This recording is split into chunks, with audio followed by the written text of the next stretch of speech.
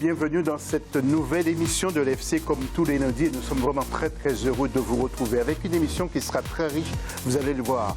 Et tout d'abord, nous allons vous présenter le sommaire de ce mag. Nous parlerons dans un premier temps de la finale aller de la Ligue des Champions et de la finale retour de la Coupe de la Confédération. Et puis nous irons en Pologne où nous avons 4 représentants en phase finale de la Coupe du Monde des U20. Deuxième grand titre, eh bien, nous parlerons du dossier de ce magazine avec un focus sur la Côte d'Ivoire. Depuis le départ de quelques stars, la Côte d'Ivoire fait-elle encore peur, fait-elle rêver? C'est la grande équipe qui domine le continent et nous entendrons 2 anciennes gloires, Cyril Demoro et aussi Aruna Dindan. Et troisième titre, nous ferons un focus sur 2 équipes de la phase finale de la CAN. Les 2 représentants sont sur le plateau pour en parler, le Maroc et la Mauritanie. Et nous ferons le point sur le foot européen, l'Angleterre, et puis la décision de la FIFA de revenir à 32 clubs au lieu de 48 au Mondial du Qatar. Explication dans ce magazine. Sur le plateau avec nous, Ousmane Kassé, jeune journaliste sénégalais.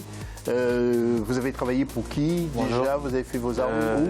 J'ai déjà travaillé à Dakar dans l'hebdomadaire AS Sport et aussi AS Quotidien.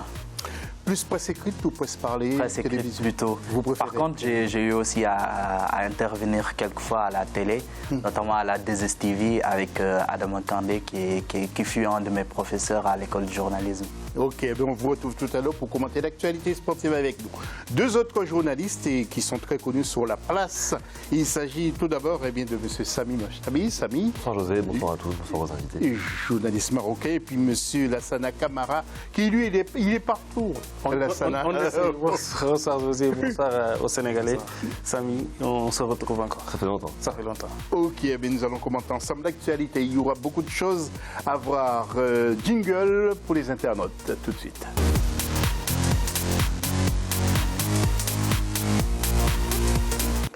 Alors, on connaît le vainqueur de la Coupe de la Confédération. Maintenant, qui, selon vous, va remporter la Ligue des Champions? Vous n'hésitez pas, comme d'habitude, vos réactions sur Facebook Africa24 TV ou sur le Twitter avec le hashtag Africa24. Jingle pour la une.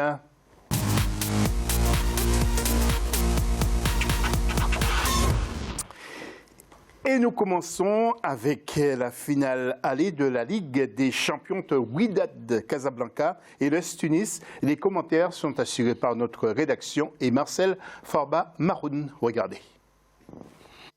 Le Wydad Athletic Club et l'Espérance sportive de Tunis se retrouvaient ce vendredi au stade Mohamed V de Casablanca à l'occasion de la première manche de la finale de la Ligue des Champions de la CAF. Si les locaux se montrent les plus dangereux, ce sont bien les visiteurs qui trouvent en premier la faille. À 1 minute de la fin du temps réglementaire de la première mi-temps, Fousseni Koulibaly s'emploie à 2 reprises pour ouvrir le score. Le Wydad Athletic Club croit faire le plus dur en égalisant dans la foulée, mais c'était sans compter sur l'arbitrage vidéo qui a signalé une faute de main côté marocain. C'est finalement à la 79e minute de jeu et malgré l'exclusion de Brahim Nakache que le Wydad Athletic Club parvient à égaliser par l'intermédiaire du défenseur ivoirien Cheikh Komara. L'Espérance sportive de Tunis, tenante du titre, prend une bonne option avec le but marqué à l'extérieur avant le match retour prévu le 31 mai 2019.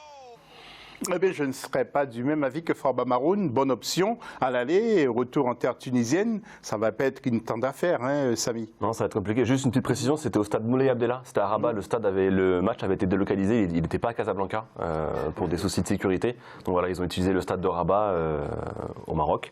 Maintenant, oui, c'est vrai que c'est plutôt une belle performance de la part des Tunisiens, même si le match fait beaucoup parler, que ce soit sur les réseaux sociaux ou même dans la presse marocaine. Il y a même la fédération marocaine de football qui a déposé une réserve sur 2 actions litigieuses du match, l'expulsion du joueur marocain et le but refusé via la VAR. Donc voilà, ça fait polémique. Maintenant, je ne suis pas là pour juger ou autre, je n'ai pas donné mon avis sur cet arbitrage.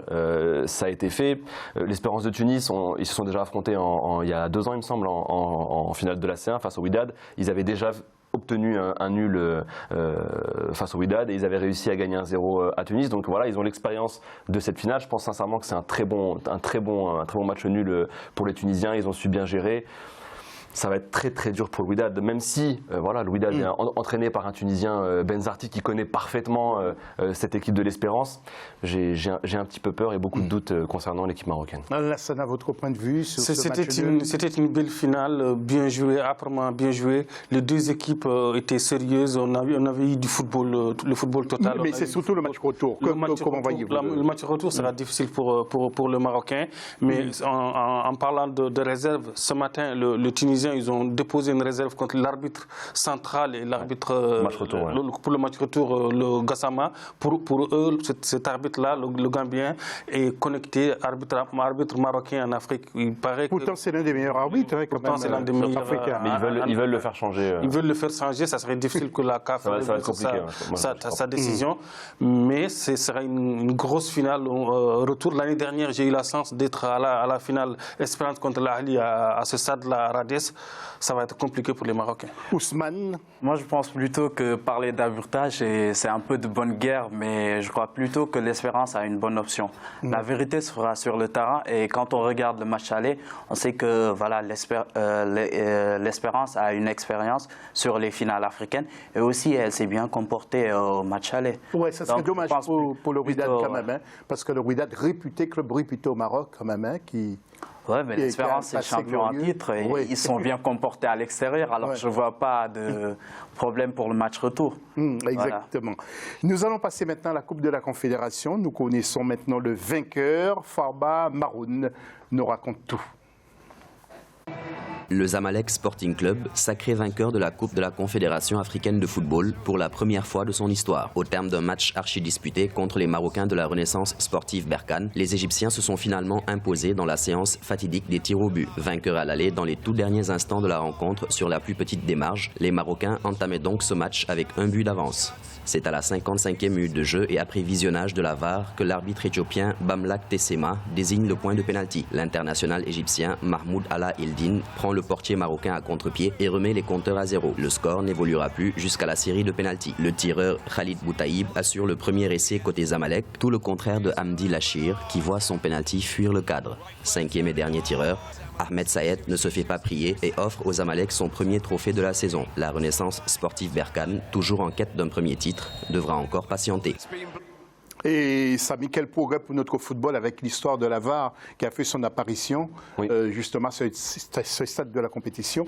Il y a beaucoup d'actions qui pourraient être contestées, mais qui sont... là, au contraire, ça a été de bonne guerre, puisque la VAR a été très bien utilisée. Je pense que voilà, il faut féliciter plutôt le club de Berkane d'avoir atteint ce niveau. C'était quand même assez inespéré, vu d'où vient ce club. C'était un tout petit club qui a monté les échelons petit à petit. C'était très dur de gagner aux Zamalek. On a très bien vu l'ambiance dans le stade. C'est un vrai, c'est un vrai chaudron. Donc oui, c'est vraiment... Là, il n'y a pas d'injustice. Je pense que le plus fort a remporté cette finale. Les Zamalek étaient beaucoup plus expérimentés et méritaient amplement ce titre en Afrique. Oui, alors c'est Mahmoud Al-Hadin qui a donc été le bourreau justement de cette équipe de Berkane. Boutaïb aussi, Boutaïb, le Marocain qui fait une saison extraordinaire avec le Zamalek. Berkane, c'est une équipe qui vient il y a 2 ou 3 ans, ils étaient en 2e division. C'est le président de la Fédération marocaine de football, donc c'est une équipe qui rentre à plein pied dans l'échiquier du football marocain. C'est le président qui a su construire cette équipe-là. Son ascension au Maroc et son pays sont liés. Sont liés. Et là, maintenant, il tutoie les sommets, il tutoie le Wydad, il tutoie le Razad de Casablanca.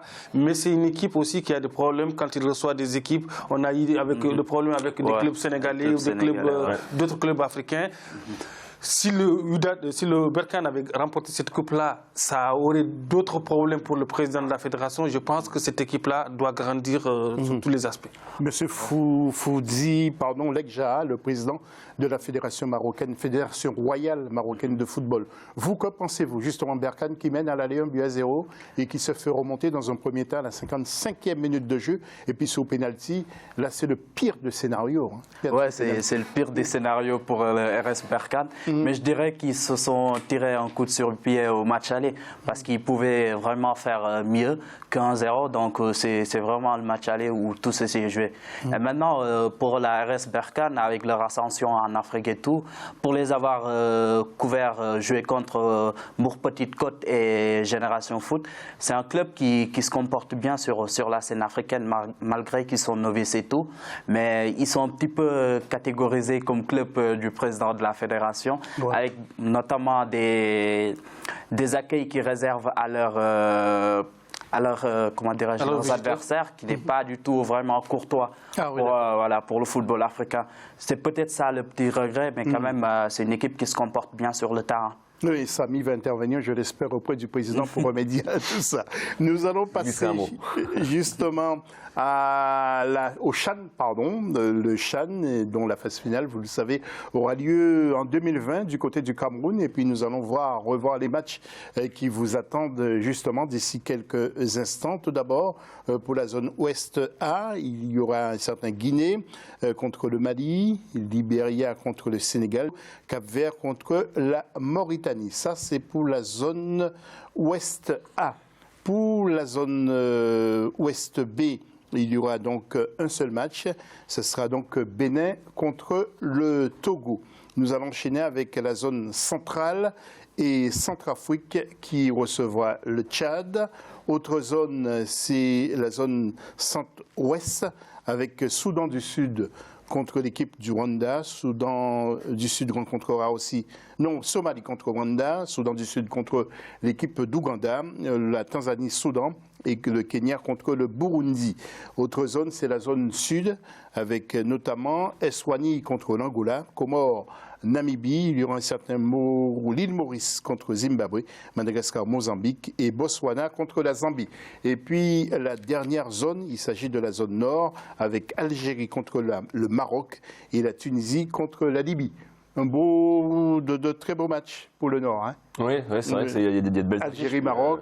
Puis quand on regarde le niveau de jeu affiché cette saison en Afrique, notamment sur les deux compétitions continentales, ça donne envie pour le prochain CHAN, puisqu'on sait que ce sont les locaux qui sont sélectionnés. Donc voilà, c'est des nouvelles pépites qui vont apparaître et un niveau de jeu qui progresse. Donc c'est tout bénef pour l'Afrique, je pense. Et surtout l'avancée de certaines équipes catégorisées petits pays du continent. C'est vraiment le moyen, le CHAN, c'est vraiment, voilà. Pour optimiser son équipe, le CHAN. Surtout, il y a des équipes comme la Mauritanie et tout, qui nous ont vraiment malmené la vie. Je parle en tant que Sénégalais. La Mauritanie et la Guinée qui ont vraiment... Ils ont su utiliser le CHAN à bon escient pour performer avec l'équipe. C'est vraiment les soubresauts de la participation de la Mauritanie cette année à la Coupe d'Afrique. Parce que nous, en Afrique de l'Ouest, c'est qu'un pays comme le Sénégal, vous fermez un club, 6 mois plus tard, il y a 5 de vos meilleurs joueurs qui partent à l'étranger, donc c'est compliqué. Quand un pays comme la Mauritanie, le Mali ou tout ça, etc., on n'a pas de recrutement à ce niveau-là, donc les équipes se valent, le championnat est âprement bien discuté, donc on arrive à avoir une équipe solide, une équipe nationale. Merci messieurs pour ces précisions. Nous allons passer à la Coupe du Monde des U20 avec Tahiti-Sénégal. Le Sénégal qui a démarré très fort en battant Tahiti 3-0. Les 3 buts, regardez, ont été marqués par Amadou Sagna, un jeune qui a marqué dès la première minute. Ensuite, deuxième but pour ce même garçon, Amadou Sagna, à la 29e. Et 50e minute, le Sénégal a marqué ce 3e but. Et il faut quand même signaler aussi que le Sénégal a battu la Colombie sur le score de 2-0. Et le Sénégal s'est ouvert la porte pour les 8e de finale. En attendant le dernier match, ce sera contre le pays hôte mercredi. Pologne-Sénégal. Autre match, c'est Qatar-Nigeria avec le premier match du Nigeria. Et c'était donc ce vendredi 24 et qui s'est soldé par une nette victoire du Nigeria, 4-0. Des buts qui ont été marqués par Maxwell Effiom à la 12e minute. Ensuite, Henri Ofia, 24e minute pour le Nigeria. Tom Dele Bachuru à la 68e minute. Et puis Olazukami Ayulaya, qui a marqué à la 74e minute pour l'équipe du Nigeria, qui est donc leader dans son groupe, le groupe D précisément. Nous allons passer à Panama-Mali. Panama-Mali qui ont fait match nul. Un but partout, c'est Aboubakar, dit Boubou Conté, qui ouvrait le score pour les jeunes Maliens à la 39e minute. Ensuite, eh bien, l'égalisation est survenue pour l'équipe du Panama. Le Panama sur qui il faut aussi compter dans ce mondial des U20. Vous voyez donc cette frappe du jeune joueur malien. Et puis le dernier match, c'est Argentine-Afrique du Sud. L'Afrique du Sud qui affrontait donc l'Argentine ce samedi 25 mai. Et les Argentins n'ont pas eu de pitié pour les jeunes Sud-Africains. 5-2, score final avec début de Fosta Vera dès la 4e minute. Et puis vous voyez donc l'arbitre qui a recours à la VAR pour accorder un penalty pour l'équipe donc de l'Argentine. Et donc, je vous rappelle le score, 5-2. Cette Coupe du Monde des U20, messieurs, vous avez un petit mot à dire? Un petit mot, c'est le Sénégal qui confirme. Ils ont fait une CAN U20 au Niger extraordinaire où ils étaient étincelants tout le tournoi. Ils ont échoué en finale. Le Mali qui n'arrive pas à rentrer, qui fait match nul contre... Il faut dire aussi que le Mali a des problèmes internes. A des problèmes internes, ils n'ont pas de fédération jusqu'à présent. L'Afrique du Sud tombée contre l'Argentine, c'est pas facile. Et c'est une bonne compétition pour les équipes africaines. Je pense que le Sénégal peut aller loin. Ouais, déjà, c'est une compétition où, contrairement à la grande, les équipes africaines performent. Elles ont vraiment une très forte compétitivité et ça, c'est une bonne chose. C'est toujours agréable pour nous, suiveurs du football africain, de voir leurs œuvres. Et c'est vrai que le Sénégal, c'est une vraie perf de battre la Colombie parce que c'est les plus jeunes, c'est pas forcément les plus grandes nations qu'on connaît en A qui sont forcément les favorites. Et là, la Colombie était clairement identifiée parmi les favoris de cette compétition. Donc, ce qu'a fait le Sénégal, c'est une vraie performance. Et le Sénégal est réputé aussi dans la formation. Bien sûr. Oui, donc surtout avec Génération Foot, avec Jambar, Dakar Sacré-Cœur. Et d'ailleurs, le petit qui a mis le triplé, il joue pour Cayer Foot au Sénégal. Et il bat record, je crois, que ce triplé. Il bat record, oui, dès la 8e ou 9e seconde de jeu. Voilà. Donc, en plus, il faut savoir que le Sénégal est à ça. Et avant de remettre l'antenne, je voulais juste vous faire voir une image. C'est Phillips, le jeune joueur de l'Afrique du Sud, qui a été expulsé, logique, parce qu'il a donné un coup de pied. Mais regardez de quelle manière, on a cru que c'était du karaté, Phillips, sur l'Argentin, ce qu'on dit joueur argentin.